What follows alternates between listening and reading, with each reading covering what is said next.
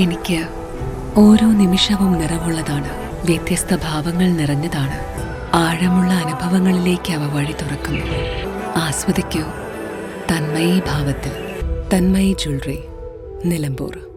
PV അൻവറിനെതിരെ വിമർശനവുമായി KPCC general secretary Aryadan Shoukath.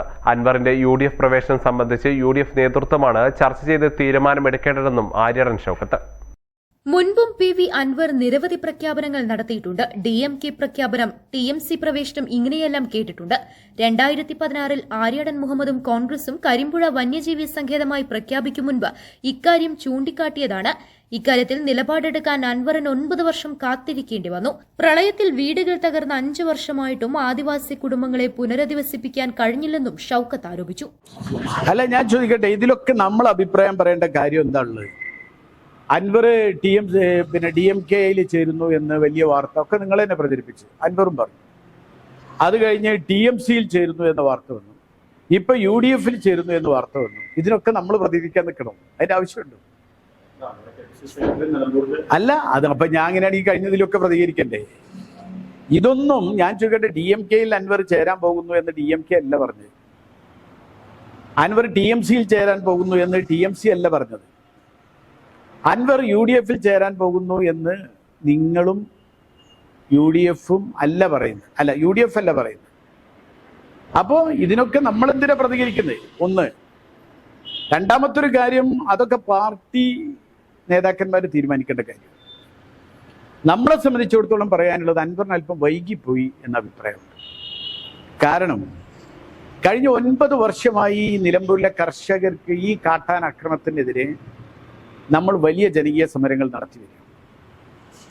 ആ ജനകീയ സമരങ്ങൾ നടത്തിയെന്ന് മാത്രമല്ല, അതിൻ്റെ പേരിൽ ഫോറസ്റ്റ് ഓഫീസിലേക്ക് മാർച്ച് നടത്തിയതിൻ്റെ പേരിൽ ഞാൻ 1-ാം പ്രതിയായിട്ട് ജാമ്യമില്ലാത്ത കേസെടുത്ത, ജാമ്യമില്ല വകുപ്പിട്ടിട്ടാണ് എനിക്കെതിരെ കേസ്. ആ കേസ് ഇപ്പോഴും നടന്നുകൊണ്ടിരിക്കുക.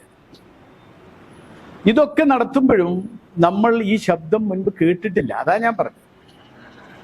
പിണറായി വിജയൻ 1-ാം സർക്കാരാണെങ്കിലും 2-ാം സർക്കാരാണെങ്കിലും അപ്പോഴൊന്നും നമ്മൾ ഈ സംഭവം കേട്ടിട്ടില്ല. മാത്രമല്ല, നിലമ്പൂരിനെ സംബന്ധിച്ചിടത്തോളം നമുക്കറിയാം, ജനവാസ മേഖലയുമായി ബന്ധപ്പെട്ട് കിടക്കുന്ന പ്രദേശങ്ങൾ ഉൾപ്പെടുന്ന വന്യജീവി സങ്കേതം, കരിമ്പുഴ വന്യജീവി സങ്കേതം പ്രഖ്യാപിക്കാൻ വേണ്ടി ഒരുങ്ങിയപ്പോൾ അതിൻ്റെ യോഗത്തിൽ വെച്ച് ആര്യാടൻ മുഹമ്മദ് അന്ന് പറഞ്ഞൊരു കാര്യമുണ്ട്. ഒരിക്കലും ഞങ്ങളിത് സമ്മതിക്കില്ല, നിങ്ങളിത് പ്രഖ്യാപിക്കുകയാണെങ്കിൽ എൻ്റെ ശരീരത്തിൽ ചവിട്ടിയിട്ട് നിങ്ങൾക്കിത് ചെയ്യാൻ പറ്റും. പക്ഷേ ഇടതുപക്ഷ ഗവൺമെൻറ് വന്നപ്പോൾ ചെയ്തത്, ഇവിടെ കരിമ്പുഴ വന്യജീവി സങ്കേതം പ്രഖ്യാപിച്ചു. അന്നും നമ്മൾ PV അൻവറിൻ്റെ അഭിപ്രായം നമ്മൾ കേട്ടിട്ടില്ല, വസ്തുത.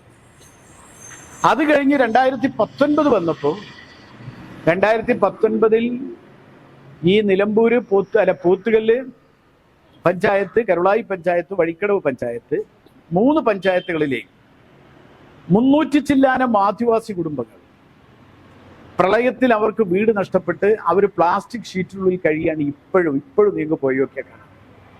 300 ചില്ലാനം കുടുംബങ്ങൾ. അവരെ ഒന്ന് പുനരധിവസിപ്പിക്കാൻ ഇതുവരെ കഴിഞ്ഞിട്ടില്ല എന്നതാണ്. News bureau, Nilambur. സ്വന്തം ഹൈസ്പീഡ് ഇന്റർനെറ്റ്, നമ്മുടെ സ്വന്തം ഇന്റർനെറ്റ്.